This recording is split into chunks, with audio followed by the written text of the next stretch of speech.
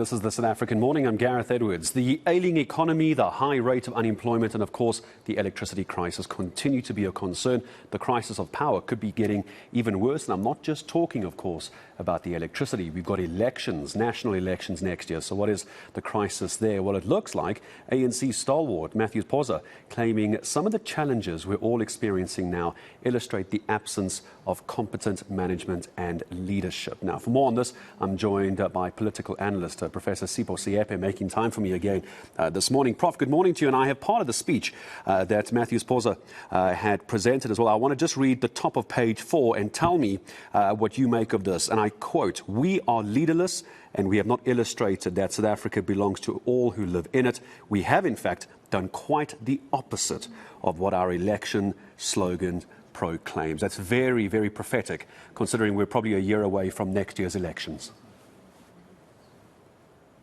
Well, if you read the speech in its entirety, it is a brutal assessment of the ANC in Parliament and of President Ramaphosa's administration. And Matthew used the occasion of the graduation to put it straight. It's what you may call a no-hold-barred speech. And he was very clear from the onset that the country is leaderless. And they also pointed out that the absence of leadership is evident in the party's failures and the government's failure on a number of issues. You talk about the load shedding, you talk about the potholes, you talk about the collapsing infrastructure, you talk about the promises that are not met. Not so long ago, it was President Ramaphosa who went to the people of Alexander and promised them that they were going to build about 1 million houses, and not one house has been built so far. And these are some of the things that Matthew Posa was putting across. But he was very clear. He says, we know that they are lying. They know that they are lying. They know that we know that they are also lying. So he was actually saying we are having a leadership that lies all the time. And effectively, when he starts his speech, is to say South Africans deserve better. And also almost suggesting that the citizens in this country are on their own. But he went further to pick up where President Mbeki left off, to say here you have leadership that talks about transparency and accountability.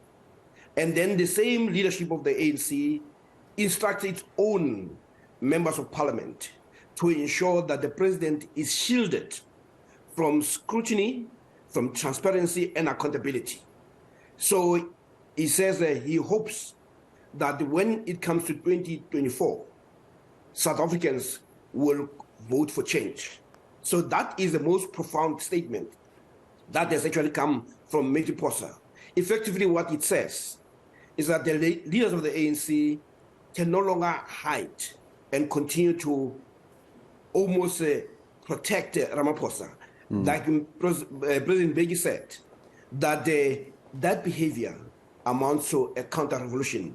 And Matthew Posa puts it differently to say it goes against the spirit of both the Constitution and what the ANC stood for. And he says that is not the ANC that he knows, that's not the ANC that many people died for. And also not the ANC, as part of the paragraph you're talking about, Prof, saying that this is the country that we all dreamed of, that Madiba and other visionaries had dreamt of. But hopefully in next year's election, we will vote for change and a new government. It's a very, very telling comment from the speech yesterday. Just by the way, it was a keynote address at the Stadio graduation ceremony, in case you're wondering what speech we're talking about. I want to ask you this, Prof. I need to just keep it quite brief with you, if you don't mind. Because of his position with the ANC, how seriously would the ANC take this as the party currently in government? How seriously and with how much weight will they read this? And B, perhaps answer me this as well. How much would an ANC supporter read into something like this?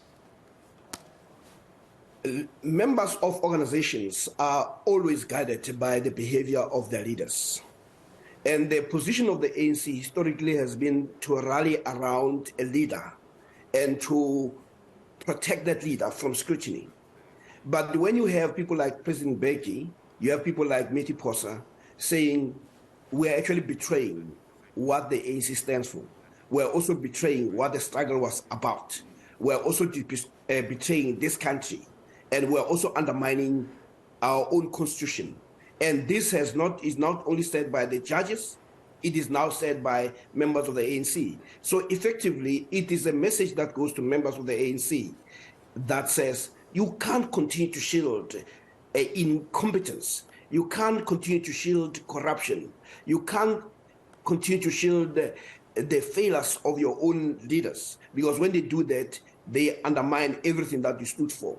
So that is actually a message and almost a call to action to members of the ANC, that your behavior has been to undermine yourself and the organization.